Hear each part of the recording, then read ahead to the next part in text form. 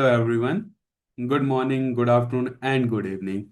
Dear authors and invited guests, welcome to the technical session 5H. Myself, Shashwat Mani Tripathi, and this session would be moderated by me. On behalf of Global Knowledge Research Foundation and Scholastic LLP, it is my pleasure to welcome you to the 10th International Conference on Information and Communication Technology for Competitive Strategies ICTCS 2025 Jaipur, India. The 10th edition of the conference is being organized in a hybrid mode. The physical event was held yesterday in Jaipur, India, and the virtual event is being held through Zoom today and tomorrow, that is 16th and 17th December 2025. I hope you will enjoy the knowledgeable and interactive session through the day. In this session, we have 10 presentations. Each presenter will be given 10 minutes for the presentations and 2 minutes for the question and answers. On 9 minutes, I will raise a gentle reminder. There is another request to all the participants that you all stay connected with us till the closing remark. If you have any query or update, then you can write it to me in a chat box. Just before we start this session, I would like to introduce you all to the chairs of this session, Dr. Tarun Kumar. Sir, Sir is an associate professor, School of Computer Science, University of Petroleum and Engineer in Energy Studies, UPES, Dehradun, Uttarakhand. With more than 20 years of teaching experience specializing in cloud and DNA computing, he has published several books, book chapters, patents, and research papers in conference proceeding referred journals. Welcome to the session, sir. Would you like to share a quick opening remark with us? Good afternoon, Shashwat. Am I audible? Yes, sir, you are. Yeah. Good afternoon, everyone. Welcome to this virtual room 5H of this 10th International Conference on ICTCS 2025.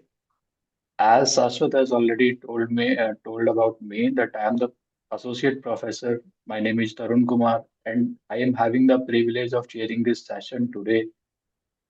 We have an excellent lineup of 10 research presentations covering diverse and cutting edge topics in intelligent computing and technologies. In this session, and I think the featuring works on AI driven healthcare diagnostics, embedded system education, digital broadcasting, and machine learning applications. I encourage all the presenters to adhere to their allocated time and all the participants to actively engage during the question answer session.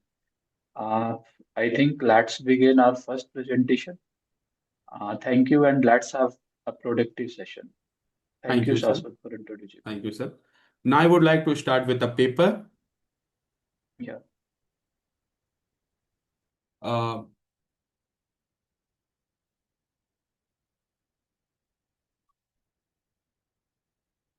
Shri Madhu, paper title, A Light-Weighted 2D Convolutional Neural Network for Early Diagnosis and Staging for Parkinson Disease from Brain MRI Image. Yeah, good morning, everyone. Is my screen visible?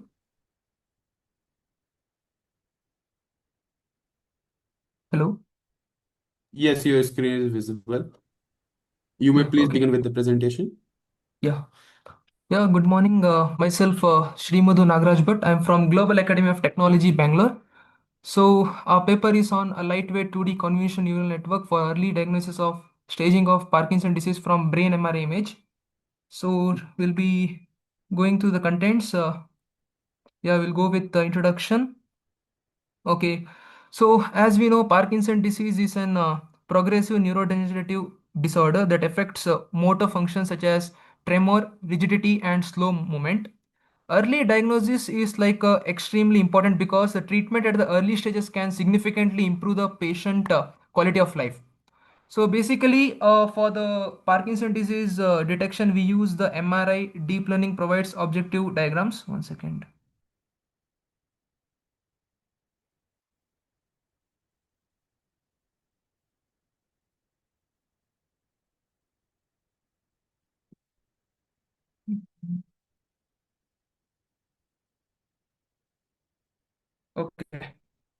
MRI deep learning provides objective diagnosis. So there is a strong need for an automated and an objective diagnosis system, and this is where a deep learning with MRI imaging becomes useful. So hence we explore the deep learning using MRI imaging to develop an objective and automated diagnostic approach. So this is a problem statement. Uh, Mostly existing methods perform only the binary classification, Parkinson disease versus healthy control. So early stage classification we have made is about stage 1 versus stage 2 is rarely addressed. Many deep learning approaches rely on 3D MRI volumes, which require high computation, large memory, and complex pre-processing. This makes them difficult to deploy in real clinical environments. Therefore, the main goal, what we are going to do is designing a simple, fast, and accurate system using only 2D MRI slices. So this is a literature survey of a paper which we referred the main three paper, and one of the paper was done by my co-author Dr. Anita Shastri ma'am. Like ma'am had detected about Parkinson disease is there, yes or no. In this model, we are detecting the stages, stage 1 or 2, and then yeah. So this is a data set which we are using. So we are training our model in such a way with a normal MRI and also with the affected Parkinson disease MRI. The data set is obtained from Parkinson. It consists of 831 labeled 2D MRI slices from healthy controls of Parkinson patient in early stages, and we have used 806 images for training and 25 for testing. All images will be resized into 50 to 50 pixels to reduce the computational cost. MRI slices focus on anatomically relevant brain regions for the PD analysis. So what we have proposed, the solution is like we will be inputting a 2D brain MRI slice. It will be a lightweight 2D CNN for feature extraction. So we are using CNN. Like we'll be using the pooling and fully connected and output layer. Early stage classification will be stage 1 versus stage 2. Fast inference with low computational cost. So this is architecture, brain image in form of MRI, upload in the software analyzes and checks with its trained data. So this is how it works. So like when we start, it goes and checks with the input from the source, analyzes features and instances. If it go for false, in then it matches the requirement, and then it true with the output of the datasets, and it will stop. So we will be using the convolution layer extracts the feature by applying the filters to the input image, but preserving the pixel relationships. ReLU layer introduces non-linearity by replacing the negative values with a zero. Pooling layer reduces the dimensions of feature maps, making the model computation efficient. So what will be the key operation is convolution, a mathematical operation combining the image matrix. So the proposed model achieved 100% training accuracy and 96% test accuracy. The AUC score of 1 indicates excellent class separability. The F1 score of Parkinson disease classification is 0.94, showing a good balance between the precision and recall. So these were the implementation module. So using a Streamlit, we made an web app, creation of interactive web application. It is used for building UI for the AI model, OpenCV. So then we have, I will show the output of our software. Like this is the one of the software we have used a drag and drop option. So we'll be browsing the file and we'll be uploading the images in this form. So if we upload a normal image, then it will automatically detect this is a normal brain. So it will be using the classifying the predicted image is normal. So it will be giving the output in this way. So this model was already done by our one of our author, and we have just made it improvised. Like we were searching for the stage 3. So the conclusion is like, yeah, how I said, we got 100% training accuracy, and then AUC got 1. Successfully performed binary classification normal versus PD. Okay. It avoids complex 3D MRI processing and heavy pre-processing deployed at Streamlit. Yeah. And then what will be our future work is to extend the model to the larger and multi-center datasets for better generalization. So incorporate the 3D MRI volumes or sequential slice analysis, applying the explainable AI techniques such as GRAD and CAM for interpretability, enable the multi-class staging beyond the early stages, sir. Yeah, these are our references, sir. Thank you. Thank you for your presentation. Sir, do you have any questions? Yes, just tell me, how does the proposed CNN architecture balance the accuracy and computational efficiency?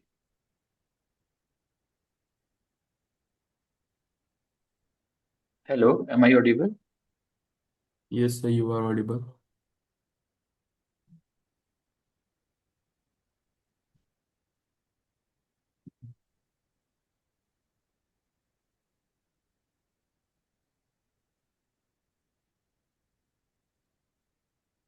Shri Madhu, are you there? Sir, I didn't get the question here. Sorry, my mic was unmuted. What you have proposed in your architecture, I just want to know how this is balanced between the accuracy and computational efficiency. Yeah, sir, like how we have balanced between computation and Ac accuracy. Accuracy and computational efficiency. Yeah, sir, like when we trained the data, like we got some accuracy, sir, like about 96% and all. Our one of the co-author is absent because he was working on technical, he has knowledge on it. Later. 96% is what? Yeah. What is 96%? Yeah, training accuracy, sir. Sorry, test accuracy, like what we got the answer, like if we have used 10 images, if we give 10 images for 6 to 8 is giving the proper answer, sir. Like some it's If I am not wrong, you have mentioned 100% accuracy in your conclusion. If I am oh, not is wrong, it, sir? and you are saying, Oh, then okay, what is okay. it? Yeah, yeah, sorry, yes, yes. Correct. Yeah, sir, I'll look upon it, sir. Okay, thank you. Yeah. So next we have mm, Vijay Kumar, paper titled AI ML based map matching framework for distinguishing vehicular movement on highways and service road.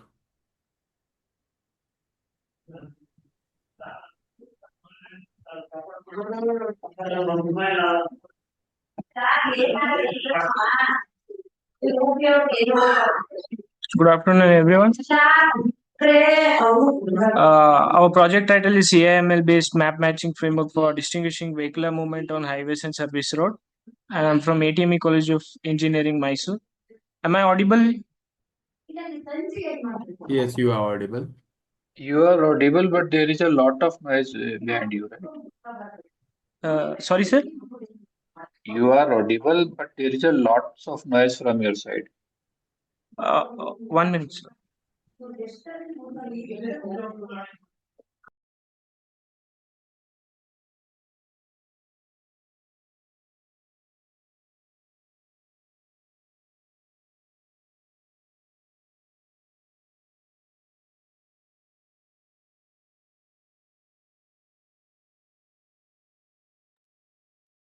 Yeah, sir.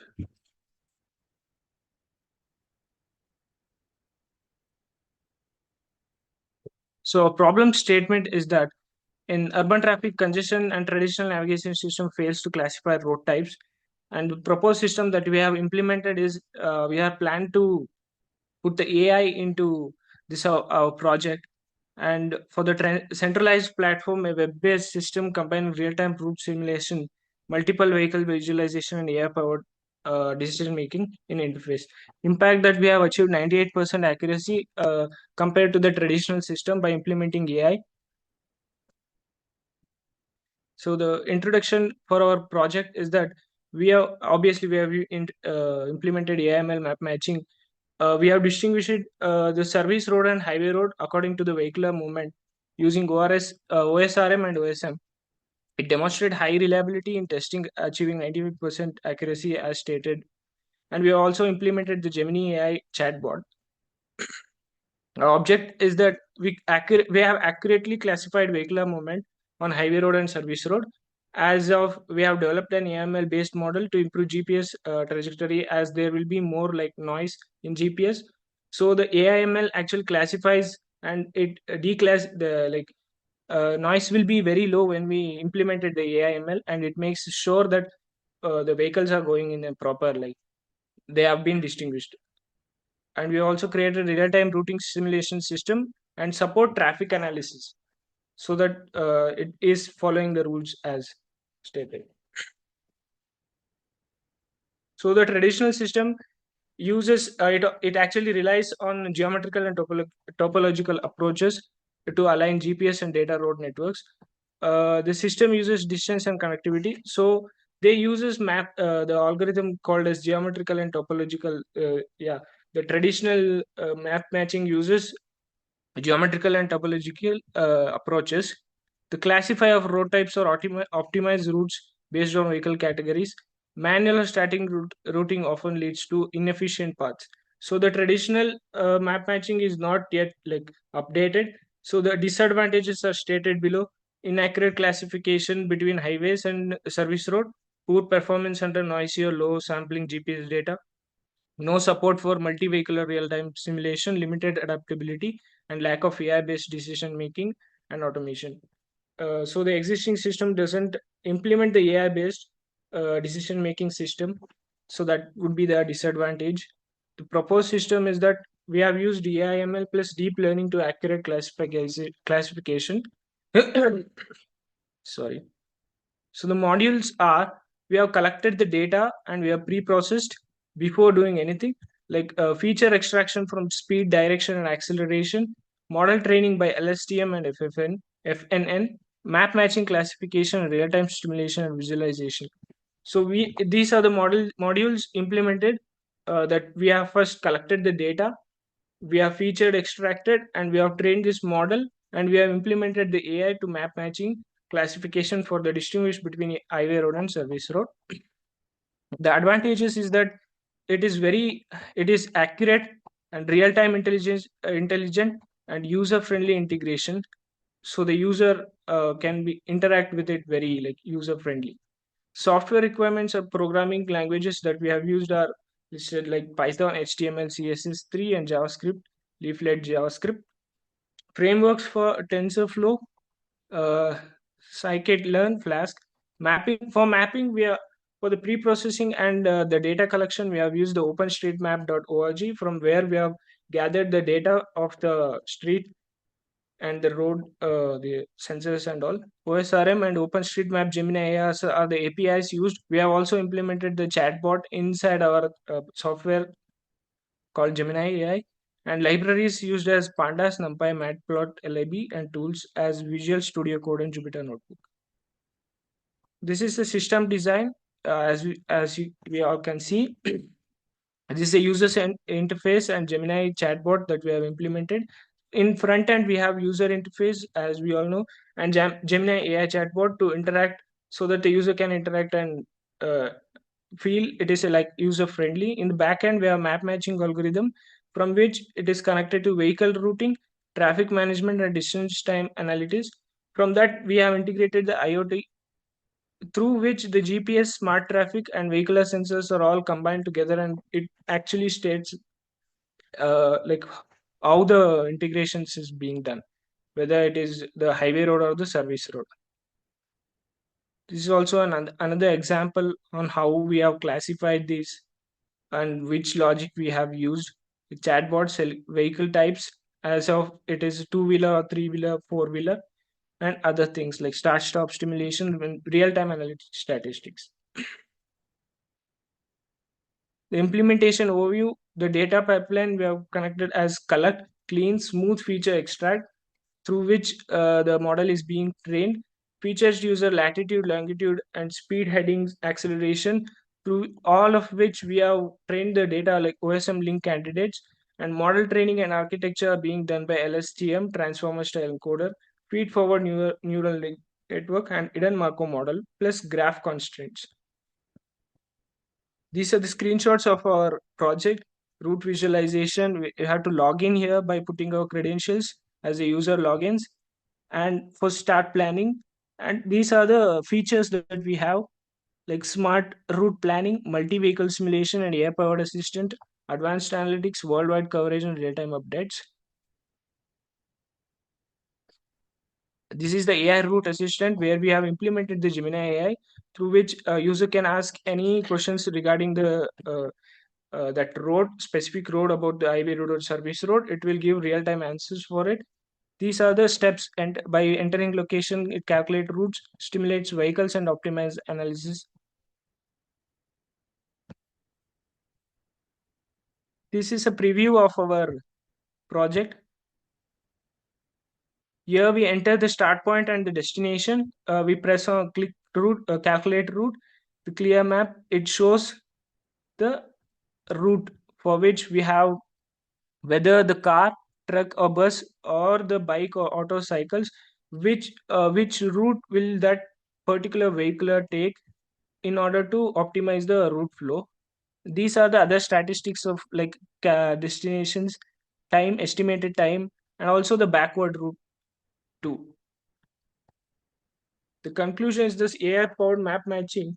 The smart route planner uses AML system to precise difference. So it is differentiating between highway and service road with up to 98% accuracy, as the traditional GPS have more noise, and it uses like a not so updated topological order that follows by the existing traditional chat this thing uh, system. And this Gemini AI chatbot that we have implemented and broad application for urban traffic system and fleet optimization and mobility.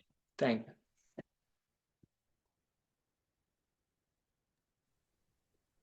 Thank you for the presentation. Sir, do you have any questions?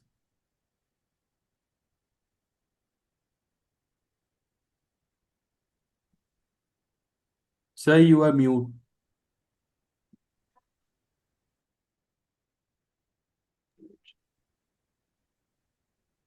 Am I audible now? Yes, sir. Vijay, the question is how your framework handles GPS inaccuracies and noise trajectory data. Yeah. Yes, sir. How it will handle the GPS inaccuracies and noise trajectory data? This is my question.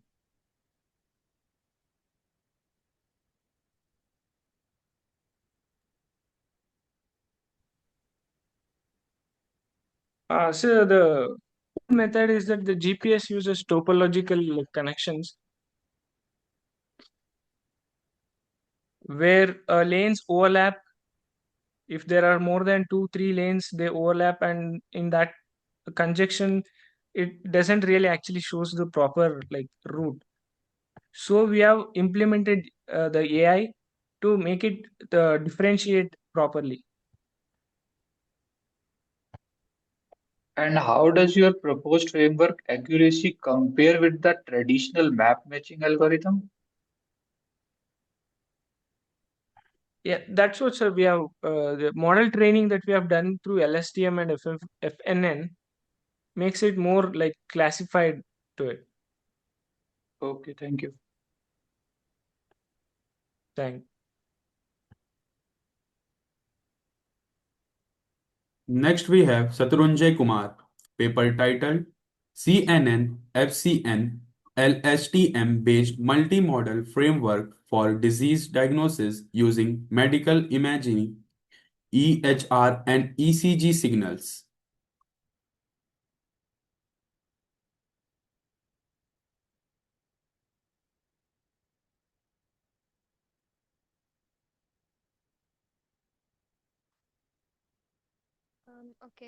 Good morning, everyone. My name is Devashri, and so our project basically focuses on improving disease diagnosis by using multiple types of medical data, X rays, ECGs, and EHRs, which will be processed through different AI models. So, introduction.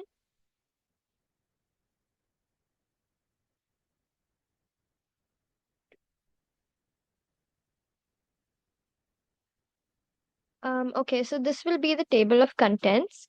And so first we have the project objective.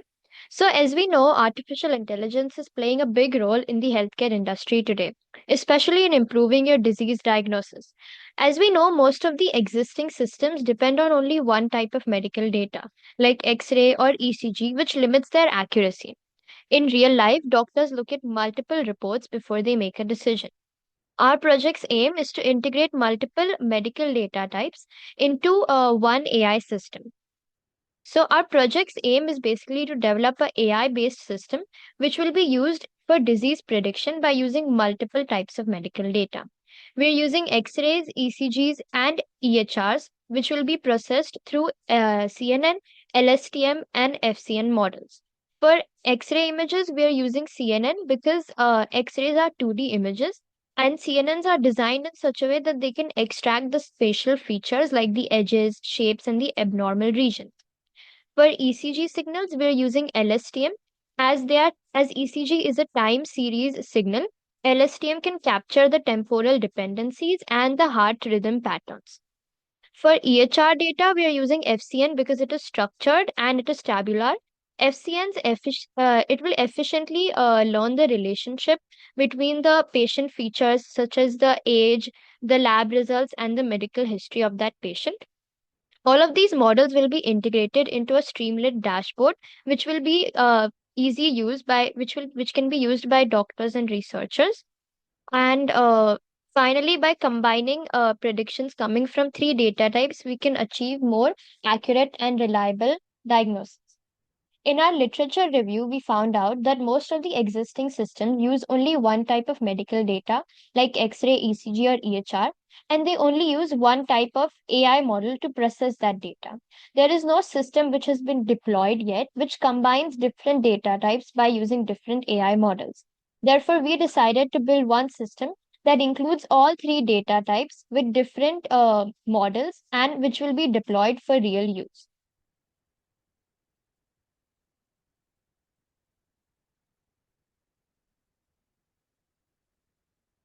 Okay, so our problem statement to it is basically to make a system which is going to combine all three data types together, and it will be deployed for real-time use as well. Our software requirements, our programming environment is going to be Python. In machine learning and for deep learning, we're using PyTorch for model creation and Torch Vision for image transformation. For data handling and analysis, we're using NumPy, Pandas, and uh, sk- Skillkit-learn. For visualization, we're using Matplotlib, which will plot the graphs. We're using Seaborn for your heat maps and your advanced plots. For user interface, we'll be using Streamlit. For explainability and interpretability, we're using SHAP, which will explain the model better. For image processing, we're using Philo so that it can read and process all of the medical images. We're using torchvision.transform for converting the X-ray image into a tensor. Utilities, we're using date time, OS, and all of these things so that we can log in and load the data, and the web operations can also take place. For development tools, we're using IDE, a virtual environment, and version controls such as GitHubs. And for deployment and execution, we're deploying it on Streamlit, and you can browse it with the help of Google or Microsoft Edge. So now I'll be talking about as to how the whole flow is concerned for the whole model. So we start with, so we use the previous, as my teammate mentioned, we run the command streamlit run app.py. Then the Streamlit dashboard opens. After which you log in. So first thing that there is security. So you have to have a valid credentials so as to log in into the particular model. Then there are five modes. Firstly, there is your home page where each and every information is written as to how the whole model is being processed. After which we come to the X-ray analysis. X-ray analysis will configure all of the pictures, JPEG files, and all of the pictures. You can upload it, you can drag and drop it, you can manually upload it, you can whatever you want to do, and then it will convert the image into tensor. Then you can load the CNN model. For my model, it has been loaded before only, and then we can predict the disease and everything. For all the for all the times you will be uploading the picture, it will show you a particular accuracy by which you can predict that the particular disease which the model has predicted is correct or not. Then we move on to the ECG analysis. ECG analysis, we you can manually input the ECG analysis, which is your which are your particular peaks of the ECG heartbeats or any and everything. And moreover, you can also upload the ECG CSV file. Then you can load the LSTM model. For my model, the LSTM model is been preloaded in the model, and then you can visualize and predict the results. For each year, you do the same thing, and you take out your you predict the disease. Now, the main thing about our model is, let's say there is one person who has their X-ray analysis, ECG analysis, and EHR analysis. So you can integrate all of those diagnoses, and it will give you a combined diagnosis as to what is wrong with you. And in the end, you have your model monitoring as well, where it will show your accuracy, precision, recall, and FN, and all of those things, so as to see that the model is performing well or not. So methodology, it includes that we have taken pre-processed X-ray images. We have taken the ECG signals in CSV file, as well as we have manually inputted also, and we have also taken EHR and EHR data. Now we have used CNN for the X-ray, LSTM for ECG, and FCM for EHR features. And then we have also integrated all of this into a Streamlit US so as to deploy it in the future. These are our output images. The top left is the X-ray analysis. The top right is the ECG analysis. The bottom left is the EHR analysis, and the bottom right is the multimodal prediction, where it will take all the three data and predict whether a particular person is healthy or not. The advantages: it is a multimodal diagnosis, it is explainable AI integration, user friendly. It will you can detect your disease very early, and it is scalable, and it will obviously be a very big in the social impact as well. Some of the applications for this is that it can use in the clinical decision support. It can enable early disease detection. It can be integrated in the ongoing similar projects like Google Health, IBM Watson, Meditative, Niramai, etc. And and the scope, which I think for short term should be that I would try to improve the accuracy and UI and the cloud deployment more. And long term, I would like to integrate MRI, CT scans, and we are in the route to collaborate this project with our hospital also, so as to make it more legit. This is some of the future enhancement where where I talked about the scopes. And the conclusion which I would like to focus upon over here is that while we as a team were doing the literature survey, the project objects and all of the things, the major gap that we saw is that all the models are using just one type of data. But here we are using three types of data. And in the future, we are in the route of adding more types of data so as to make it more and more scalable and flexible. These are some of the references that we follow. And yeah, thank you. Thank you for the presentation. Sir, do you have any questions? One question from my side. Yes, sir. How was missing or you can say that incomplete EHR data is to be handled by your framework? So, sir, let's say, so the best thing about my model is that you can manually import it or you can upload your CSV file. So let's say your CSV has some missing values. So I have a particular algorithm in my model that will detect all of those missing values, and it will eliminate all of those missing values. Moreover, let's say if there are a lot of missing values, it will give you an error, and if that error is there, you can just tally your particular EHR data and you can put it manually into our model so that there Okay, is no okay. issues. Okay, listen, what loss functions and optimization techniques you were used during the training? So I use Adam Optimizer for optimization and Okay, cross entropy loss for the loss functions. okay. Thank you so much. No problem, sir.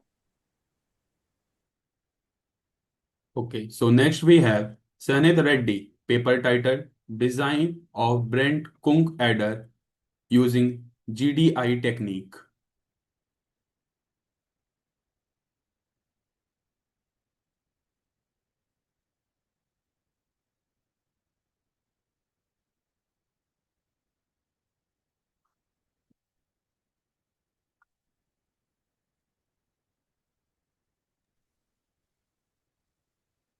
Good afternoon. Is my screen is visible, sir? Yes, your screen is visible. You may please Good start with after your presentation. Good afternoon, everyone. I'm Sanit. Today I will be presenting on the paper on the design of Brunckung adder using the gate diffusion input technique. This work focuses on the area and power optimization for VLSA applications.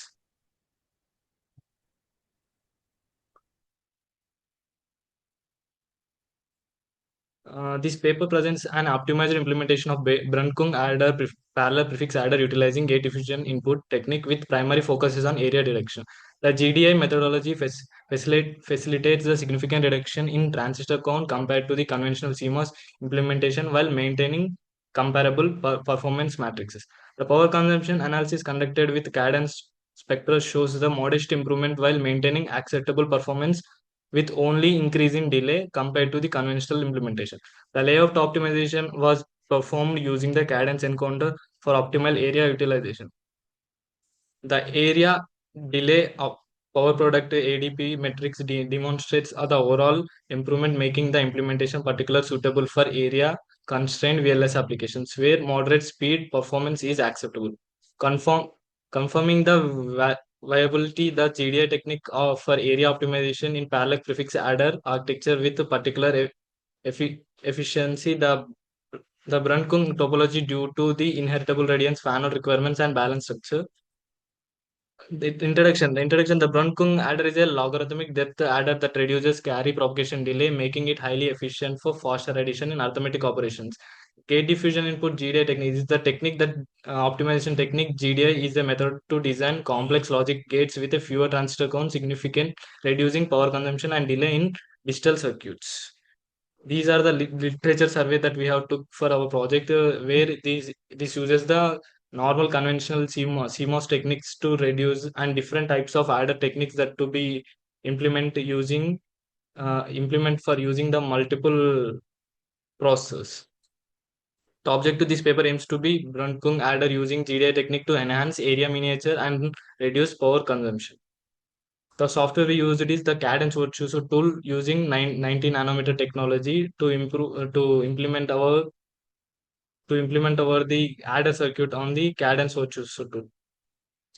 The existing method, the Brunckung adder using traditional CMOS method, is a type of parallel prefix adder that aims to minimize the logic depth while keeping a balanced number of logic gates. Step 2, design a Brunckung adder generates propagate consumption, prefix consumption using parallel prefix tree, sum consumption. Disadvantage of Brunckung adder is the high fan out. The last stage of the circuit requires disturbing the carry bits to the multiple sum consumption, leading to a high fan out. The traditional CMOS logic suffers from leakage power issues, especially in deep submicron technologies.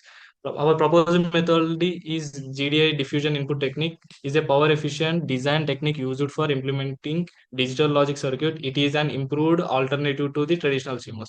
Our proposed design implements the critical propagate generate PG logic blocks of the Brunckung architecture using modified GDI cells, resulting in reduction in silicon area utilization while preserving the logarithmic computational depth advantages of 2n log 2n minus 1 inheritance to the Brunckung topology. The advantages of GDI technique in adder is lower power consumption and few number of transistors. This is our the block diagram where the input given for the this is the 1 bit adder we implemented, and we can also implement a 4-bit adder, 8-bit adder by implementing the prefix tree carry computation Brunckung sum consumption using final output. This is the basic GDSL. By using these GDSL, we can implement the circuits like AND or logics. This is the schematic circuit of the AND gate, and this is the schematic circuit of the OR gate, and this is the schematic circuit of the XOR gate. These gates are used in the Brankung adder for implementation of the circuit. This is the PG block that uses where we uses the AND gate and XOR gate to implement the operation of a designed for the one bit Brankung adder, where the inputs are given for the PG block, and that out will be taken as the sum and the carry is from the test circuit. This is the result of the one bit Brankung adder, as we giving the input for the input from A bit and C input for the circuit, and the output will be sum and the carry. That this is the differences between the existing proposed method, where the conventional CMOS uses for XOR gate implementation in this Brankung, we use 12 gates. Where compared to the proposed GDA, we uses 4 gates. Similarly, for AND gate 6, we use for CMOS, and for GDA, we use 2.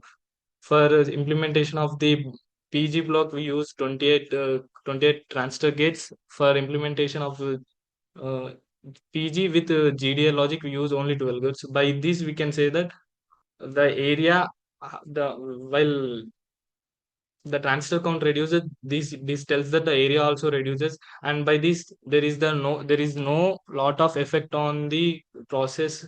Uh, the power consumption is also reduced where compared to the normal CMOS logic and the implementation of GDA logic. The delay and the also will be reduced. The transfer count is also reduced. These are our the parameters that where we reduced our transfer count and miniature of the area by implementing. These are the advantages is lower power consumption, fewer transistor count, better performance. The applications we can use the Brankung adder is balanced tree multiplier, booth multipliers, conventional processor for deep learning, FPGA board multipliers, etc. The conclusion tells that established the GDA technique implementation of the Brankung adder represents the approach of VLSA applications where, where we can improve the area efficient constrained applications. The comprehensive design methodology characterization provide a solid foundation for the adaptation of for this technique in practical application. While the current research demonstrates significant improvements like area efficiency through GDA implementation for several promising directions for further research, identify specific application or optimization, reliability enhancement techniques.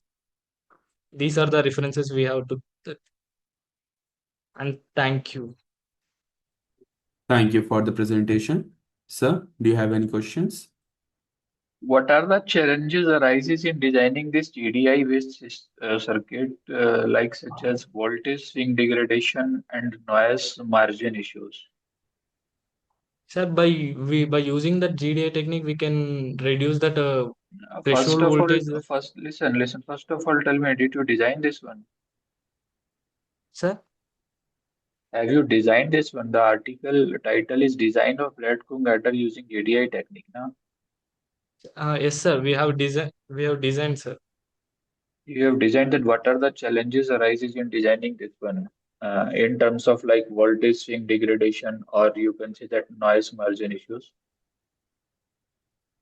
Sir, while designing, we have faced some voltage threshold voltage drops, sir. But we while compared to the traditional CMOSes, we have reduced that voltage threshold value.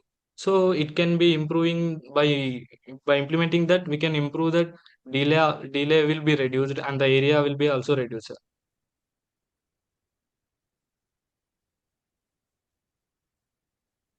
Okay, thank you. Okay, sir. Thank you. So next we have Anitha, paper titled Implementation of AI Guided Virtual Laboratories for Developing Problem Solving and Project Based Skills in Embedded Systems Educations.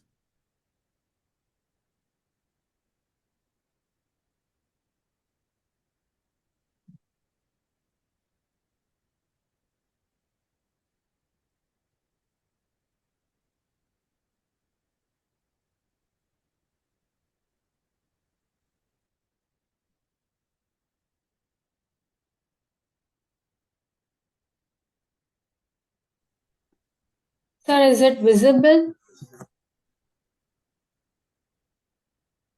Yes, it is visible. Thank you, sir. So I'm A. Anita, and my topic is that implementation of AI-guided virtual laboratories for developing problem-solving and project-based skills in embedded system education. The agenda is follows: introduction, literature review, methodology, results, and discussion conclusions. First is introduction. I have covered all the topics like the evolution of the embedded system. That is, it is evolved in the early 1960s, and the introduction of microprocessor in the 1970s marked a significant milestone in the evolution of embedded system. By the 1980s and 1990s, embedded systems began to proliferate in consumer electronics such as microwave ovens and washing machines. In the 21st century, the growth of IoT is rapid, ranging from smart home appliances to wearable technology, and making it play a crucial role. Today, embedded systems are most powerful and versatile and than ever. They are used in wide range of applications, including autonomous vehicles, industrial automation, and medical devices. So, looking ahead, the evolution of embedded system is expected to continue at a rapid pace, and it will undoubtedly play a pivotal role in shaping the future of electronics and beyond. So, these results shows that in efficient and effective way of learning the concepts of embedded systems are the which is an must, which is needed nowadays. So virtual laboratories are a key aspect of the learning process, as they enable students to learn about hardware and software characteristics in a virtual environment before transitioning to real world hardware usage.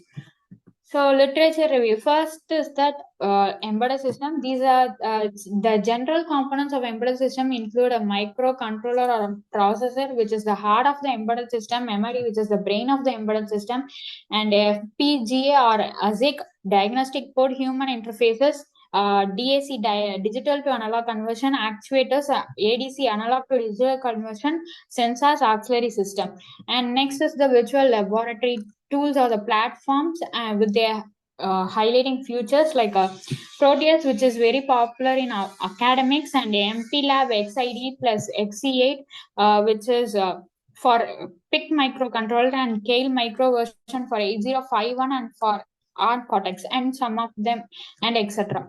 So, artificial intelligence in virtual laboratories. A foundational study by Lee and Lai in the year 2017 highlighted the potential of AI-driven virtual laboratories in augmenting hands-on learning experiences in informatics.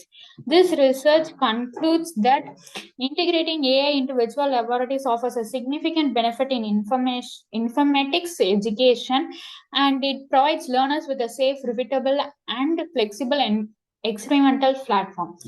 So the likewise, with the understanding the concept of embedded systems, especially with the increasing complexity and advancement in microcontrollers, requires an efficient and diverse approach to education.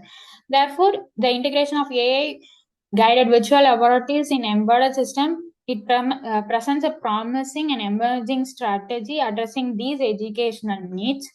And the methodology is that a hybrid methodology of AI paradigms is adapted, such as generative AI, ontologies, fuzzy logic system, machine learning, reinforcement learning. First is generative AI. It is a type of AI that can create new content instead of just analyzing existing data. For example, when asked to write a C program to blink an LED, generative AI creates new code for you, and it generates based on what it learned.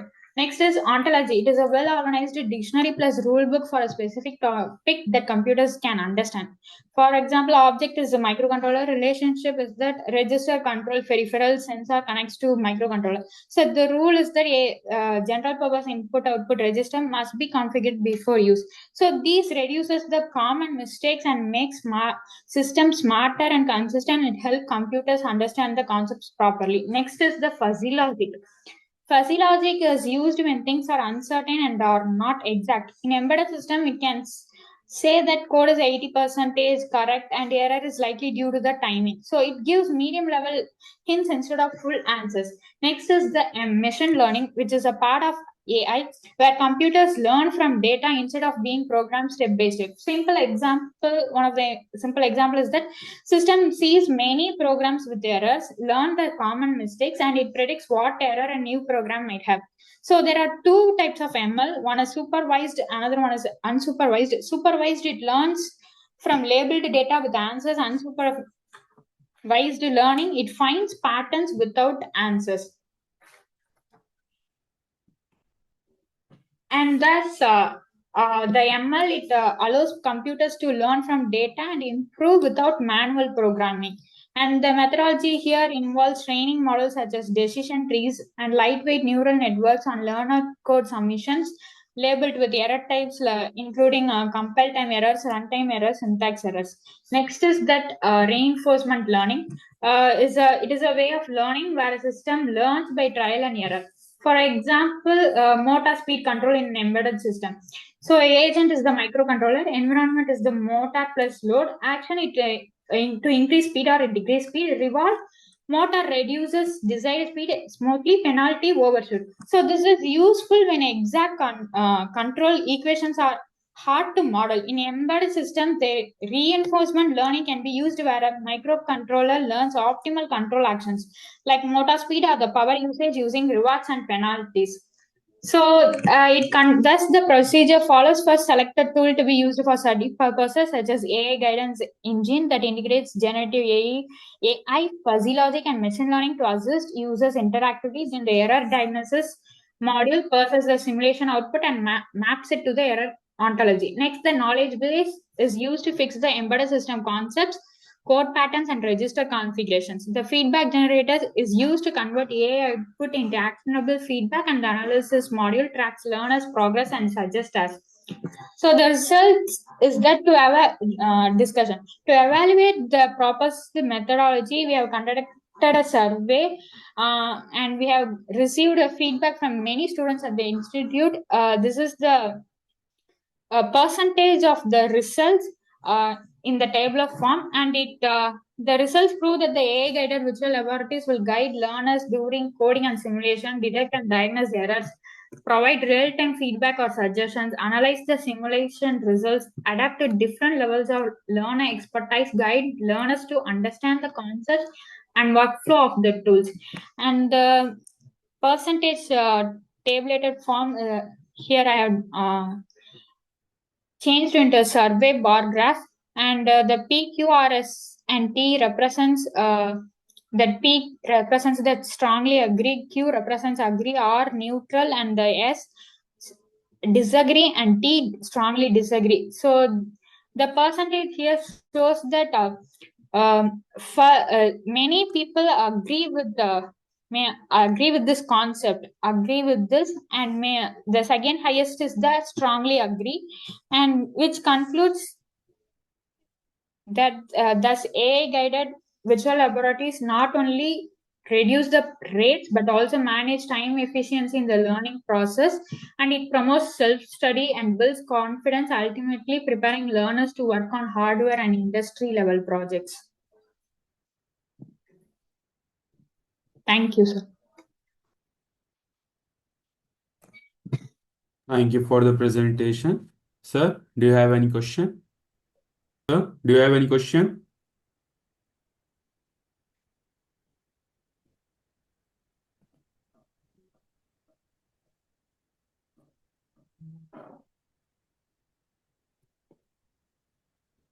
Okay, thank you, Anita. Thank you, sir.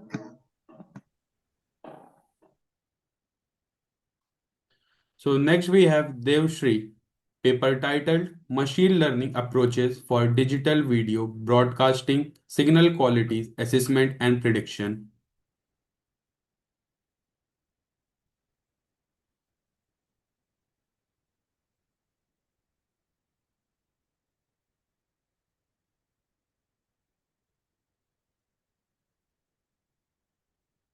Yeah, hi. Am I audible? Yes, you are audible. Yeah. So, hello everyone. So this is our second paper that we have submitted into the ICTS 2025. So it is machine learning approaches for the DVBC signal quality assessment and prediction. So let's start with the yeah. So let's start with the motivation and the need which drove us to make the whole model. So the modern broadcasting ecosystem, they mostly demand the high quality and uninterrupted DVB-C transmission. And for the today's OTT platform and the rapid growth of ultra high definition videos, we need a consistent QoS. So the whole issue in the current system was that the traditional threshold based system will trigger alarms only when BER or NAR, SNR will cross a fixed limit. Now, such reactive system will fail to detect the gradual degradation. So whenever a particular signal is being transmitted from one particular place to another, the signal gradually degrades, or there would be short-term fluctuation due to all of these errors. So these are some of the problems that we saw. For that, we created a model which will predict the bit error rate. It will classify overall signal quality levels. It will also show the importance of the feature using Shapley additive explanations, and it will also detect the anomalies for the early warning. If you can see over here, this is the flowchart of the model that we that we made, where we explore the data. We first pre-process it, then we feature engineer it, we remove the outliners, and then we train, and then we finally evaluate it. These are some of the literature insights that we focused upon. The limitation that we saw over here was the GPU dependency, the limited interpretability, and it was often a domain specific. It was not on a broader domain. Secondly, there were some accuracy issues as well. There was no unified ML framework ever used in any of the DVBC papers that we have saw in the references. Now we move on to as to how the whole code works. We set up the libraries using the scientific ML and visualization libraries like NumPy, skitlearn, joblib, then you have your matplotlib seaborn, and finally, after which we create the DVB data simulation. Over here, we have created a virtual environment of DVB-C signal only because that we tried to look up for the data sets for DVB-C signal, but due to some but there was no predefined data set available on Google, Kaggle, or GitHub. So therefore, we try to create our own virtual network, and this is our DVB-C data where it will create SNR, power, BER spikes are also ejected. Then there is signal quality, SNR ranges, and all of these are saved into a CSV file so that you can see as to what all things are there in the data set. After which we explore the data, the data set shapes, we visualize, feature histogram, time series plots for SNR, power, BR, and all of the plots are saved into a output file where everything would be available from the CSV file to the outputs, and everything would be in a CSV file or a JPEG file. Then we do the pre-processing where we handle all of the missing values. We remove all the outliners using the Z-score, and then we create a correlation heat map, and BR spike visualization also is generated. Then we have the feature selection. So for BER, we are using regression, and for signal quality, we are using classification. For BER, we use the train and test split, and then the whole model is being the whole model is being analysis, and then the output is same. And for signal quality, we use stratified train test split, feature scaling, and for both of them, we use a random forest regressor and a classifier so as to check the whole accuracy score, precision, recall, and F1 score. All of the outputs, as I mentioned, will be saved in a file starting from the CSV dataset, train model, evaluation matrix, visualizations, everything. Now I'll be talking about all of the outputs that we saw. First, this is the dataset BR spikes. Now, the time series plot visualizes the bit error rate fluctuation over a monitored period. The red dots indicate the 0.01 threshold. So we have injected these spikes only because so as to create a real like environment in the whole dataset. Then we move on to feature importance using the SHAP. Here, if you can clearly see that SNR is the most important feature, and we also know that for DVB-C, signal to noise ratio is the most important feature. So we can say that our particular model is being modeled perfectly. Okay, now we have confusion matrix for quality classification. Basically, it shows how well my model is going to classify the signal's quality. We have three classes: good, moderate, and poor. All the samples are classified correctly, and there is no misclassification in the matrix. The key takeaway is that the model is achieving 100% accuracy, meaning it is highly reliable for DVB-C signal quality classification. Next, we have heat map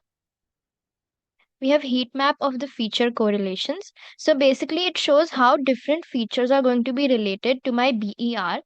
It shows SNR versus BER has a strong negative correlation. When my SNR will increase, my BER will decrease. My SNR to power versus BER shows a negative relationship, and my power versus BER shows weak correlation, meaning my power alone is not very useful. The key takeaway is that strong signals will lead to fewer errors, which confirms that the selected features will be meaningful and it will improve the model's performance. Next, we have feature distribution. So over here, it shows how my main features are distributed. My SNR is showing a normal distribution of around 30 dB, which means that my signal is showing stable conditions. Power is normally distributed around minus 50 dBm, meaning there is consistent transmission. BR is skewed, which shows occasionally high error events. Most of my samples will belong to the moderate quality, so that my data is slightly imbalanced. The key takeaway is that my signal is generally stable, but class imbalance will exist, which is very important for model training. Next, we have residue plot for BER predictions. So my plot basically compares my actual BER versus my predicted BER errors. The most residues are very close to zero, which indicate that there is accurate prediction happening. A few outliers are appearing at a higher BER value, which means my model is struggling slightly because of extreme noise conditions. The key takeaway is that my BR regression model will perform well overall with minimum errors, which will occur during high noise cases. Next, I have time series patterns of my DVB parameters. So over here, it basically shows how my SNR power and my BER is changing over time. My SNR is staying between 25 to 35 dB.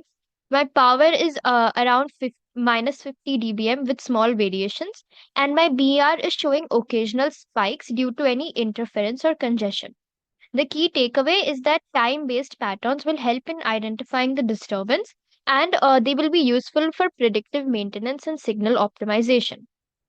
So, the advantages: first of all, my model does BER predictions, plus there is quality classification happening. They are fast and more efficient due to the shared features. I have SHAP, which makes the model very easy to understand. They work on low power CPUs and there is no GPU needed. They can run on edge devices. They are of low cost and there are fewer false alarms involved. In conclusion, we basically built a unified ML model for DVB signal quality monitoring. It will predict the BR and classify the signal's quality accurately, performing better and faster than deep learning models, and supports real time monitoring and fault detection. Can be easily deployed on cloud edge or local systems. And these are some of the references that we used. And thank you. Thank you for the presentation. Sir, do you have any questions? Yes, I wants to know about the key parameters that define DBV signal quality. So, sir, that would be your SNR, your power, their SNR percentages, and all of those things where we were explaining the SHAP expandability. There, it was everything was mentioned. Mostly, it is Okay, the sir. SNR, the signal to noise Okay, ratio. okay, no issue. I just want to know. And Yes. my next question is, how is your approach handles non-linearities and noise in signal measurements? So, sir, before in the pre-processing model, we are training when we are pre-processing the particular data. All of the outliners and everything which are there are being removed. In the second slide only, I said that in our model, anomaly detection is there. So, because of which any missing values, any outliners, anything is there that would be removed in the pre-processing only. Okay, thank you. Thank you, sir.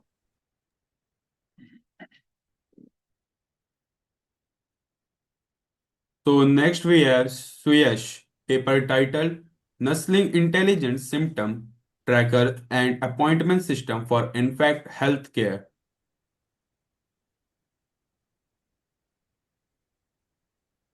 Is my screen visible? Yes. Ah, thank you. So, good afternoon, everyone. Myself, Suyesh from Pimpri Chinchwad College of Engineering and Research, Pune. Today, I will be presenting our paper based on nursling intelligent symptom tracker and appointment system for infant healthcare. So, this is the outline for the presentation for today. And let's start with the problem statement. So, infant health monitoring is extremely critical, especially during the early stages of child development. Currently, parents heavily rely on the manual observation to track the parameters such as temperature, feeding behavior, or unusual activity. Um, However, early signs of health issues can often be subtle and may go unnoticed, particularly when parents lack medical expertise. Most existing healthcare systems are reactive, meaning action is taken after the disease has taken place. So, we wanted to create a preventive system for that. This motivated us to design a system that enables continuous monitoring of early detection and parental assistance system. So, uh, yeah, one second. Okay, so several existing solutions focus on infant monitoring using wearable sensors or devices. While these systems provide valuable data, many of them depend on specialized hardware or offer limited analytical support. We wanted to create a system which can be used day to day by normal families, parents, which does not require hardware. Some machine learning based approach exists, but they often work in isolation and lack integration with data, real world clinical data. Through our study, we identified key research gap: the absence of an end-to-end system that combines daily parental observations in intelligent anomaly detection and doctor-assisted decision support. Our work aims to bridge this gap. So the system we propose is a web application-based infant health monitoring system that assists parents in daily health tracking. Parents can enter daily health observations through a simple user-friendly interface. These observations are analyzed using intelligent algorithms to identify abnormal health patterns. If a potential issue is detected, the system assists the parents by recommending a medical consultation and providing summarized reports for the doctor. The app actually like suggests the doctor and the appointment that is the next appointment that is available to the parent around their area. The goal is to support early intervention rather than delayed reaction. So this is like a sort of architecture that happens. The parent inputs daily observations. The front end then sends the data to backend. The backend then processes the data and sends to the machine learning model. Then it detects for any anomaly that has occurred in the infant by comparing it to the previous data. And if it has occurred, then it informs the parent to maybe consult a doctor and gives the doctor recommendation system and uses the doctor recommendation system to show which doctor or which slot is available.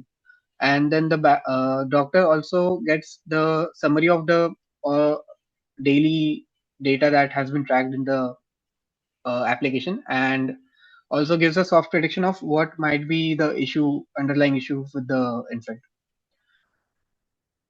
Okay. So first, parents input daily health data like temperature or behavioral changes. It inputs like the number of times the child has cried, the amount of time the child has slept, or the amount of times the child has excreted, etc. Like the daily normal things that the child do. And the parents input this data. Data is processed, and then any anomalies checked upon. This is like a use case diagram of how parents and doctor will be interacting with the system. So technologies we use were React Native for the responsive app. Backend we are using Node.js and Express.js for handling application logic. Database we are using MongoDB for storing the infant records and etc. Cloud-based hosting we haven't deployed it on cloud yet. We are thinking of cloud-based deployment. Algorithms use our isolation forest for anomaly detection in the infant data, and XGBoost for um, predicting what disease or what issue might the child be having. So this is like a sort of a test that we did with the sample data in our labs. So this is the isolation forest was the best for anomaly detection in the sample data that we have. So the system output is it identifies abnormal behavior. It alerts the generate parent when an anomaly is detected, and the parents receive recommendation for medical consultation, and doctors get provided with summarized reports with a soft prediction. So early detection also helps in reduces any medical conditions that the child may suffer in the future. The system improve parental awareness and confidence in monitoring infant health, and summarized reports are enable doctor to make fast and more informed decisions. So, in conclusion, our app is essentially removing the hardware requirement needed for the daily child tracking. It utilizes day-to-day infant data that can be monitored by any normal parent, and also it's like not a reactive solution, it's like a preventive solution sort of. So it prevents the infant from getting any health issues in the future. These are the some of the references that we have used. uh, Thank you. Thank you for the presentation. Sir, do you have any questions? Please tell me, how does your approach different from the lots of healthcare applications are there or appointment systems were there? How does your approach different from them? So we are what we are doing is we create a form which the parent will fill daily. Like what happens is when a child is, let's say he's suffering from something, like let's say I checked today and the temperature is very high, but the issue might have started like 2 or 3 days before, like some slight changes. So what's currently happening is that the symptom tracking starts from the day when the temperature is like at high, but what we are doing is we're tracking like a daily symptom, daily temperature, or daily behavior of the child. So if there is an underlying cause, like let's say 3 days ago, it will be helpful if we can detect the symptom like before the temperature increases. Means you want to say that each and every time, or you can say that all the days your app should be used, right? Yes, yes, yes. And why I will use your app daily? I mean, it's like a preventive app. So if we want to create a reactive app, then sure, there are a few reactive apps that are already in the This market. this is my question. Now there are a lots of apps in the market, and for example, if I need to use app daily, then why I will use your app only? What um, there should be some difference between them, na? yeah, yeah, That's why that thing I am asking. yeah, yeah, got it. So essentially, we wanted to create a preventive system. I don't think that there is a preventive system currently in the market for that specializes in infant. There is one called as Babylon, but I think that's only in the US. I don't think No, it's no, in you India. you you didn't understand my question.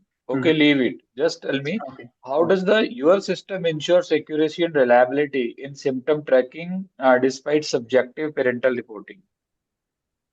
Uh, so essentially, data accuracy or data reliability. Yeah, I am asking how your system will ensure these two things in system tracking despite subjective parental reporting. Okay. इससे मैं पूछ So yeah, yeah. So sometimes, yeah, definitely, parents will maybe input some wrong data, but we will pre-process the data using like the normalization. So we will use median of the entire data, not like um the day-to-day data is not that like crucial, sort of. Okay, okay, leave. Yeah. Thank you so much. Okay.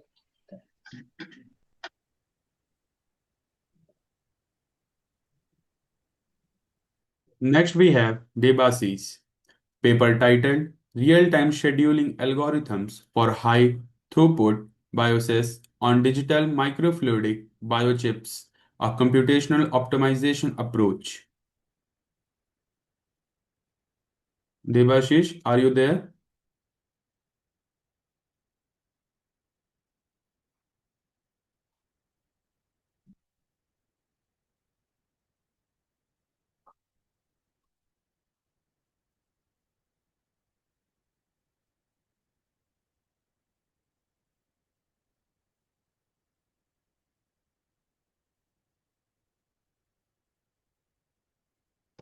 So next we have A.D. Devanandan, paper titled Resume Refractor, a modular LLM-based system for job-aligned resume generation.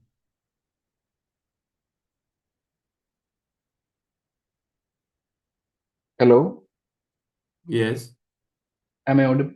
yes, you are audible. You will please present your screen. Can you see my screen? Yes, yes. Uh,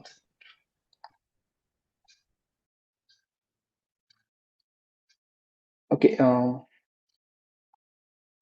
Respected panel members, honorable faculty, and dear colleagues, good morning, good afternoon. I am A.D. Devanandan from Amrita Vishwavidyapeetham, Samarthapuri. Okay, today I will be presenting our research work, Resume Refactor, a modular LLM-based system for job-aligned resume generation.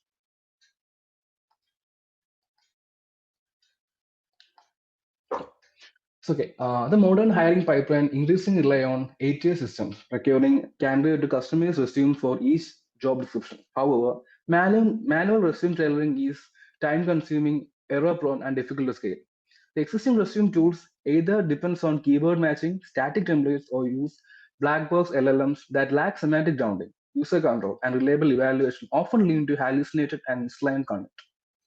Our work aims to build a system that has semantic understanding, retrieval grounded generation, and smart prompting for LLM to generate better results and increase ATS score. The problem statement. As I mentioned earlier, in modern hiring pipeline, candidates are required to tailor resumes to diverse job descriptions in order to pass the ATS and the recruiter screening. However, existing resume building tools either rely on static templates and unconstrained LLM models that lack semantic grounding, user control, and objective evaluation. These approaches often fail to capture deep job resume alignments, introduce hallucinated or misleading information, and provide non-measurable assurance for improvement.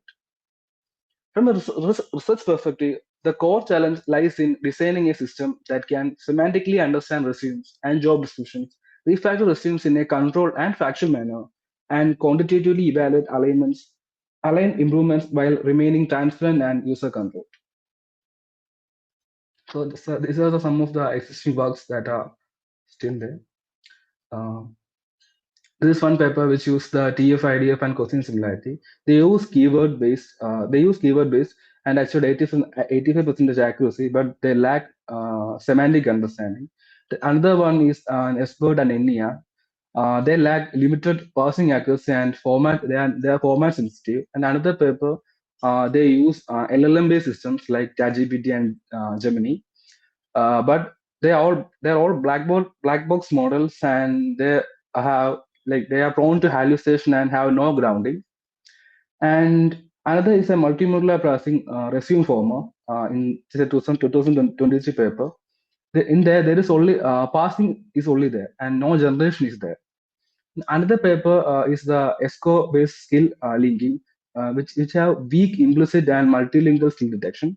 And the another one and the last is the GNN based job fit model. Depends on unavailable which depends on the like previous hiring history. Okay. And these are the system requirements. For front end, we use Next.js and Tailwind as for the styling of UI. And backend, we use Django as a core API orchestration and use the inbuilt Django ORM for the database and GraphQL as a schema. And for the database layer, we use Postgres and use ChromaDB as a vector database for storing the embeddings.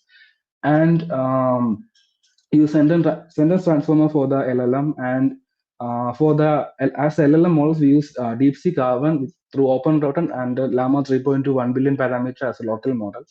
And for deployment, we deployed it in AWS and we Dockerized the entire app and deployed in AWS. Easy to use. System overview. The key components are the web application frontend, the generation pipeline, the retrieval layer, the RAG prompt generator, and the LLM output. The web application where user input resume and select job description. The generation pipeline connect input data to retrieval and prompting layer. The retrieval layer. It embeds the resumes and JD using a sentence transformer, store them in a ChromaDB, which is a vector DB we use, and it uses a question similarity to for the nearest neighbor search, which is a native feature of the ChromaDB. And the rank prompt generator applies the custom prompt template. Insert the best matching fragment. The best matching fragments I mean is the retrieved job description and resume from the retrieval layer, and embed the resume writing rules, and send contextual prompts to the Llama 3.2 via Olama. Like we use the Llama 3.2 model in the initial phase of the work, but later we switch to DeepSeek R1 for deployment. And finally, the LLM output. Produce a refactored resume in structured JSON format, include an ATS score against the JD. And next, we have the main work of this paper, the semantic understanding and control generation using RAG. Okay. To achieve semantic understanding, our system does not rely on keyword matching. We first generate contextual embedding for both resumes and job description using sentence transformers, which allow us to capture meaning beyond word overlap. These embeddings are placed in a shared semantic vector space, where content that is conceptually similar, despite different wording, like close together, measured using question similarity. This enables the system to understand, for example, a backend API development and server-side application development refers to a same skill set. Using this representation, ChromaDB retrieves the most semantically relevant resume fragments for a given job description. Semantic alignment is then quantitatively validated by measuring improvements in question similarity between the job description and the refactored resume. Once the relevant context is retrieved, we use RAG, which grounds the LLM and model by supplying only the most relevant resumes and job description. This prevents the model from generating contents in isolation and significantly reduce hallucination, such as inverting skills or exaggerating experience.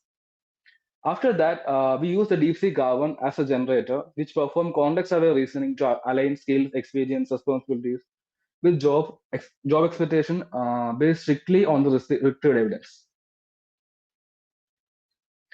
Skill gap is handled semantically by comparing retrieved resume content against job requirements, allowing systems to suggest missing skills without fabricating experience. The ATS score serve as the external proxy, ensuring the semantic improvements also translate to recruiter-facing system compatibility. And finally, to maintain transparency and user trust, we introduce a modular user-controlled toggle that allows the selective transformation, such as adding skills, refining tones, or reordering the sections, while preserving the original semantic intent. Overall, the semantic understanding in our system does not emerge from a generation alone, but from the combination of embedding, retrieval, and constrained LLM reasoning. These are the result and the key observations. About the result, the refactor resumes shows higher question similarity across all jobs. The DeepSeek government model constantly outperformed the locally deployed Llama 3.2 1 billion parameter model. The DeepSeek government model we used is a 671 billion parameter model, and we used a 37 billion per token which use 37 billion per token. And the other result is the strongest gain observed in technical roles. Means the semantic similarity improves were especially significant for technical roles demanding roles such as API developers, Node.js developers, and junior Python developers. And in several cases, similarity scores increased from 0.45%. It is a similarity score. It's a question similarity score. Increased. First, it was 0.45 to 0.70, indicating strong semantic realignment. The final system generated a well-structured job-aligned resumes in a single inference pass. Next, the key observation. The retrieval grounding reduced the hallucination compared to fine-tuning models. Large model handled diverse resume format more effectively, and resume quality depended on minimal relevant content in the and the resume quality depended on the minimal relevant content in the original resume. The fine-tuned local model struggled in long resumes. The ATS improvement closely followed semantic similarity gains, and RAG-based architecture proved more stable and scalable. And this is the proposed UI of the system. And in here we have the refactor resume, and here is the skill base. Sorry. Wait, okay. Continuing. Here is a skill gap analysis as I mentioned earlier, and this is the ATS score, and this is the user feedback where we can chat with the LLM, and I can like rearrange the order, add new sections, etc. And limitation. And come to limitation, the performance depends on the quality and relevance of the original resume. A low resume JD overlap leads to limited improvement. Question similarity and ATS score do not capture human recruiter performance. And user feedback is not yet used for the model training. And evaluation conducted on a small data. And synthetic data may not fully reflect the real-world resume diversity, and the recruited intent and industry-specific norms are not explicitly modeled. And into conclusion, the resume refactor demonstrates an effective modular approach to job-aligned resume customization by combining semantic embedding, retrieval, augmented generation, and user control edits. The system achieves improved alignment, professional parsing, and structured outputs while maintaining transparency and user control. The future work include expanding to non-technical domains, integrating long context LLMs for handling lengthy resumes, enabling recruiters in the loop feedback, and enhancing skill recommendation through LinkedIn and one API integration. Thank you, sir. Thank you for the presentation. Sir, do you have any questions? I just want to ask, do you have received any feedback from the recruiters or some HR professionals regarding your generated resumes? We did ask the recruiters for if the placement cell in our college, that's only access to the real life recruiters we have. We asked the placement centers in our college, and they said like the first resume which the initial candidate have and the resume we generate is far better, like the wordings, the ordering, and the representation of their projects are far better than the original ones. That's the only real world recruited feedback that we have, as you mentioned, sir. And how your system tested for real world recruitment scenarios? We actually haven't tested for real world where the with the actual recruiters. This is still under academic study, but we use it with our some of my friends and some of our students in the college use these resumes and did get shortlisted for some of the companies, and that's the closest thing we can currently get to a real world application. And can you tell me the limitations in handling non-standard resume format, or we can say that incomplete candidate data? So if we are using non-standard format and incomplete resumes, the whatever that is in the resume that the candidate give is based for the contextual understanding of the LLM, and it is used for the contextual retrieval of the from the data set. So if that is wrong, the output of the resume, it will that result that will also affect the output of the refactored resume. That's a limitation in our project. Okay, thank you so much. Thank you, sir. Next, we have Kanika, paper titled Short Term Load Forecasting Using Machine Learning Models.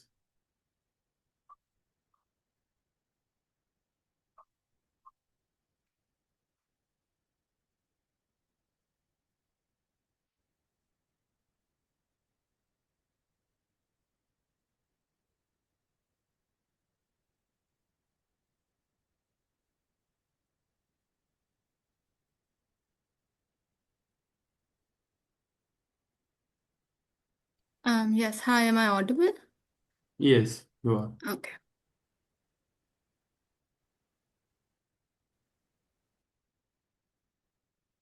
Okay. Good morning, good afternoon, everyone. I will be presenting the paper Short-Term Load Forecasting Using Machine Learning Models, co-authored by Sangeeta Modi. So this is the flow that I will be following, starting with problem statement and motivation. So, unlike conventional grids, which operate in a simple unidirectional power flow, microgrids are bidirectional, and they also integrate a lot of renewable sources like solar and wind. So when these renewable energy sources come into picture, the main problem that arises is that they are highly intermittent, which makes them very unreliable and unpredictable, due to which the load and generation patterns in a microgrid also becomes unpredictable and non-linear. Now, when we come to the traditional methods of forecasting, the drawback with these methods is that they always assume that the behavior of the load is linear and stable, which is hardly the case when it comes to solar powered or wind microgrids. So this creates a strong need for accurate forecasting so that the microgrids can continuously match the supply with demand in order to avoid energy wastage or outages and to ensure that energy is used in an efficient manner. So for this reason, we have proposed the application of machine learning models as they are capable of learning complex patterns and also give short-term forecasts based on the data that is fed to them. So these are the objectives of our of the paper. Our approach is very simple. So the goal was to collect data that is already available so that the data is as accurate as it gets. So the data we have collected is from a solar powered microgrid, and we will be focusing only on solar powered microgrids in this project. And after collecting the data, we studied the data and understood the patterns and analyzed how each weather parameter, each feature has an impact on the target or the output or the load. And based on this data, we have selected three suitable machine learning models: linear regression, support vector regression, and random forest. And we have trained these models based on the prepared data set. And these models also give the forecast for the next 48 hours. And we have done a comparative analysis of these models using two evaluation metrics, namely root mean square error and R square, also known as coefficient of determination. So just to briefly tell you what these two metrics mean, the root mean square error tells us how far the model's predictions are from the actual values. So the lower the RMSE score, the better. Generally, when it comes to load forecasting, if the model has an RMSE score below 10, it is considered a good model. Whereas R square score tells us how well the model explains the variations in the load. It can range from 0 to 1, and the closer the score is to 1, the more accurate the model is. So the data set that we have used is from a solar power microgrid based in Ahmedabad. And the data set uses both weather parameters as well as the electric load values so that the models can train on this data. And the training to testing ratio split that we have used is 80 to 20. So the features, the weather parameters that we have used are irradiance, temperature, dew point, etc. And on the right side is the equation for the power output in solar microgrids. So from this equation, it is very evident that it mainly depends on irradiance. So irradiance becomes a very important weather parameter that is used. Now moving on to the machine learning models that we have selected. We have selected three machine learning models, the first one being linear regression. So linear regression is the simplest and the most basic model that acts as a baseline of our entire project. So if the linear regression model is performing well, it means that the data is mostly linear. It can capture the overall trend well, but it cannot model nonlinear or sudden changes. So this is the plot of the actual versus the predicted value, and these are the RMSE and R-square scores. Both linear regression in our project has performed decently, but it cannot capture nonlinear relationships. And when it comes to the strengths and weaknesses, the major drawback of linear regression is that it cannot capture nonlinear relationships, which also makes it very sensitive to outliers. However, if the data is mostly linear, it can give very accurate predictions.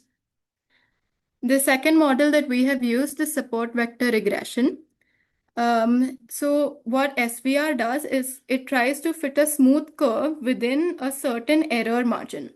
However, it only works when the data is clean or well behaved, you can say. But once the data becomes noisy or there are fluctuations, it starts to struggle. And in the case of solar powered microgrids, there will be a lot of fluctuations because of weather parameters or be it human behavior. So in this case, as we see the RMSE and R-square scores, it is clear that SVR has not performed well. And the major drawback of SVR is that it is very sensitive to parameter tuning and feature scaling. So it can work well with clean, smaller data sets. However, for the data set that we are using, it cannot perform well. The last model that we have used is random forest. So basically what random forest does, it trains multiple decision trees on different subsets of the data set. So all these decision trees give an output, and in the end, it takes the average of all the decision trees output and gives us a value, the output. Linear regression random forest regression can handle nonlinear relationships very well, and it can also capture complex relationships in the data. And when we look at the RMSE and R-square scores here, it is very evident that it has performed very well given our data set. So the only weakness when it comes to random forest is that it can be computationally expensive, and it is also one of the more complex models to train. So when we perform the comparative analysis of the models, by the plot, it is very clear that the model with the best RMSE as well as R-square score is random forest. Like I said, if the RMSE score is below 10, it means the model is performing well and it gives good accuracy. And the R-square score, the closer the R-square score is to 1, that means the model is the better fit for the data that we are using. And in both the cases, random forest is the model that has performed well. And because it has a higher RMSE score and a lower RMSE score and a higher R-square score compared to the other two models. We have also compared the three models based on other parameters like how well can they handle nonlinear data, if any feature scaling or parameter tuning is required, which in the case of SVR, it is very important, and how well they can handle outliers. And finally, which is the model that is the most suitable and is the optimal model for our project. And the conclusion that we drew is that random forest is the optimal model used for this problem statement. Future scope. So in the future, this work can be extended by exploring more into deep learning models like LSTMs.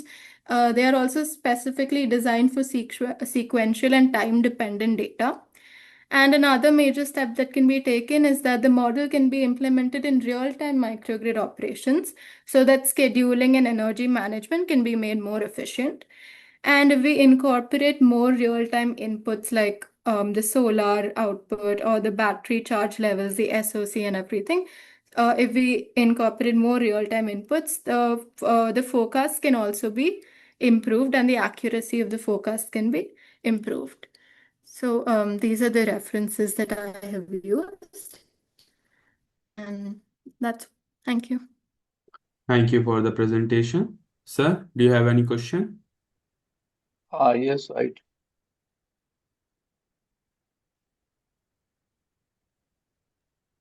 Yes, sir. Wait.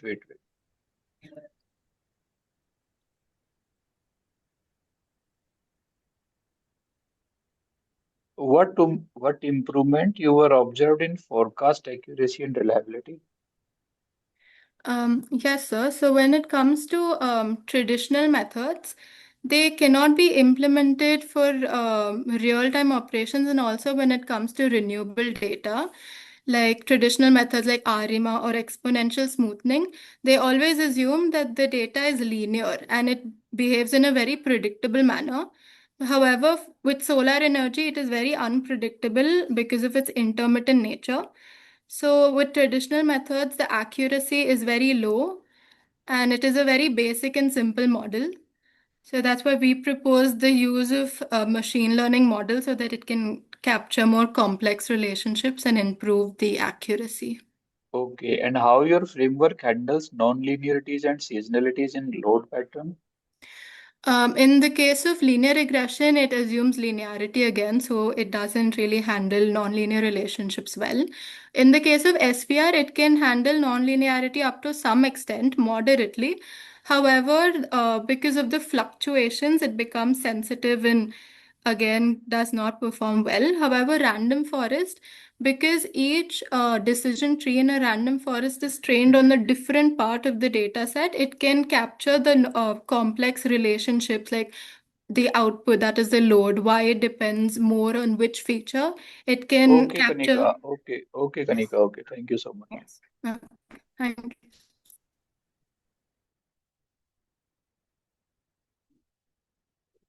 And next we have Bindu, paper titled Thyroid Cancer Detection Using MI. Am I audible? Yes. Yes, sir. One second. Shashwat, it is in our room. Yes, sir. Okay, no issue.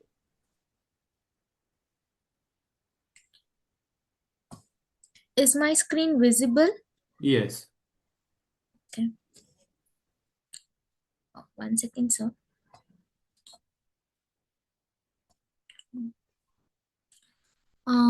Good afternoon, one and all present here. I am Bindu West from Maharaja Institute of Technology, Thandavpura, pursuing computer science and engineering under the guidance of Dr. H.K. Chetan sir. This project is an effort of Nandita R. Sagar and Sinchana Shankar. Coming to the introduction part of our project, the thyroid disorders are the thyroid disorders are common endemic problems that affect metabolism and overall health. Early detection is very important because delayed diagnosis may lead to the serious complications. In this work, we have proposed an intelligent system that combines machine learning and OCR and symptoms analysis to support early and accurate thyroid condition detection. Coming to the literature survey, several studies have explored the thyroid disease detection using machine learning techniques. Existing proposals mainly focus on laboratory values using classification like SVM decision tree. However, most systems lack real-time clinical integration, symptom-based analysis, and automated report processing, which motivated our project to approach.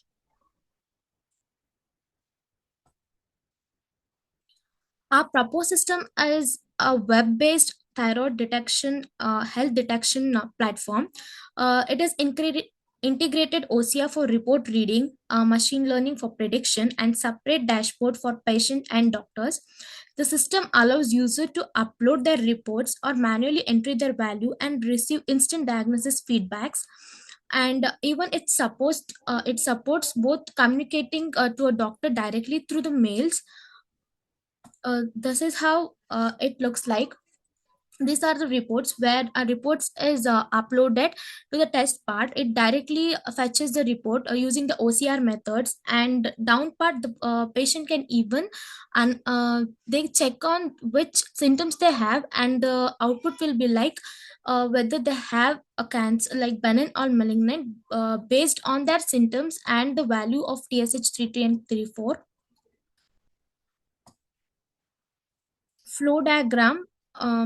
The block diagram represents the complete workflow of the proposed thyroid detection system. First, the users, either a patient or a doctor, interact with a system through the user interface. The user uploads a thyroid test report manually, enters the manually, or even a OCR is used to enter TSH33 and 34. Next, the uploaded report is processed by the OCR model, which automatically extracts the hormone value.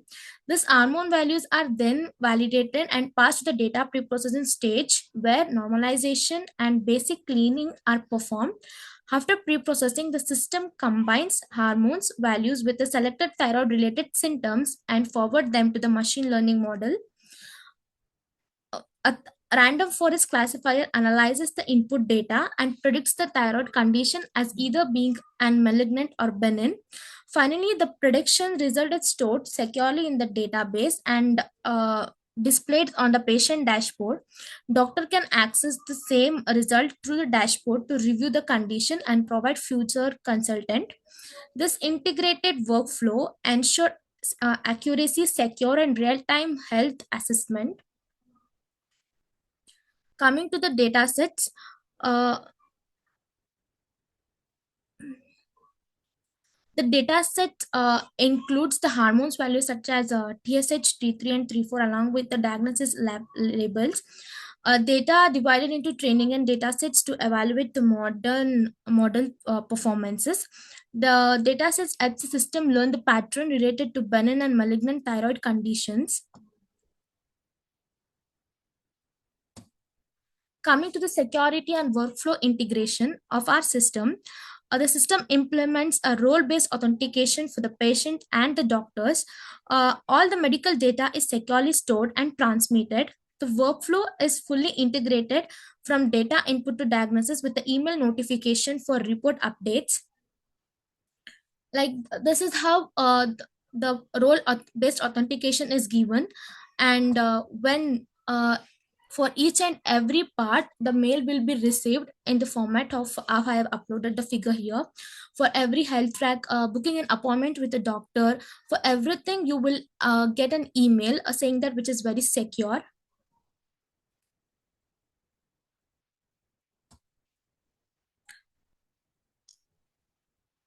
And experimental test cases is that the test case represents a patient with the normal hormone levels and minimal symptoms. The system correctly classifies the condition in as benign, matching the expected output, and this is being an output for the malignant cases, same as that of benign. And the performance analysis, the system achieves high prediction accuracy for both benign and malignant cases, and OCR successfully extract the hormones value from the report which we have uploaded. Overall, the system provides a fast and reliable time diagnosis support. And coming to the future enhancement, in future enhancement, advanced deep learning models can be used to improve much more still accuracy, and the system can be extended to defeat other diseases and integrate with hospital systems. Mobile and wearable device integration can further support the continuous health monitoring, and these are the references, and thank you. Thank you for the presentation. Sir, do you have any question? What improvement you were observed in early stage detection accuracy?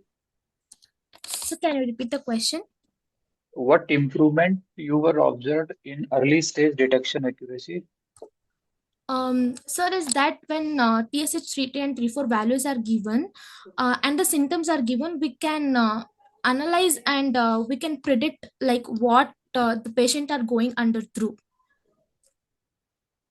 Okay. Are there any limitations in terms of data set diversity or clinical applicability? Yes, sir. Like we were not able to collect a large amount of data sets as it comes under medical profile, but the limitations are that even the OCR it needs to be like when the uploaded report need to be clear and it should be available at all the times. Okay, thank you so much. Thank you, sir.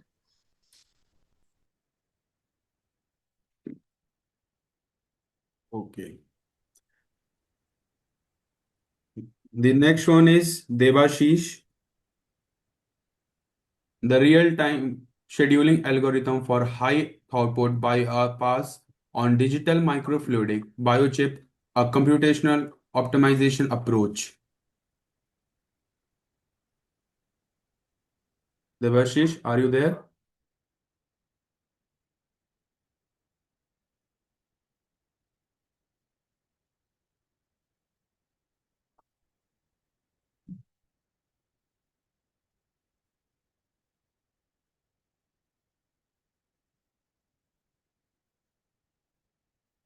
So, I sincerely thank our author for their excellent presentation and contribution in this session, and all our participants for being a part of this international conference. I hope this session was informative enough.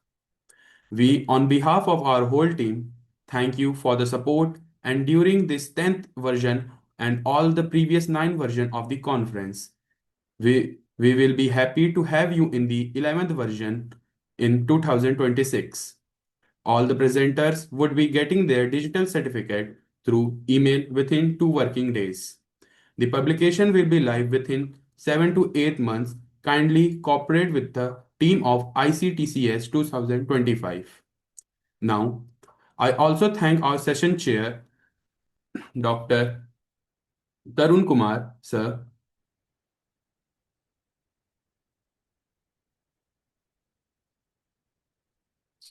A token of appreciation to the chair on behalf of our team ICTCS 2025, a global knowledge research foundation and partners.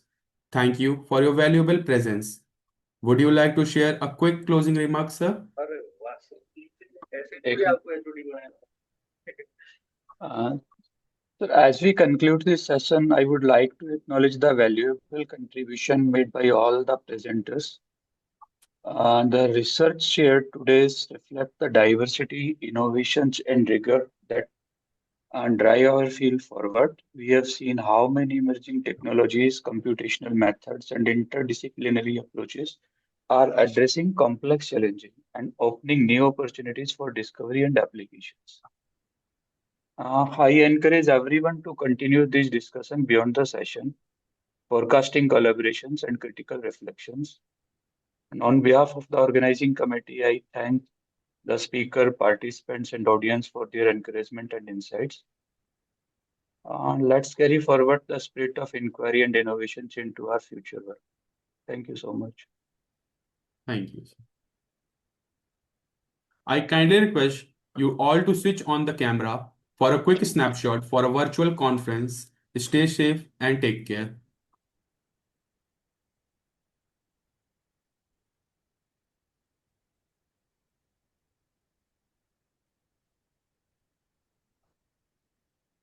Please switch on the cameras.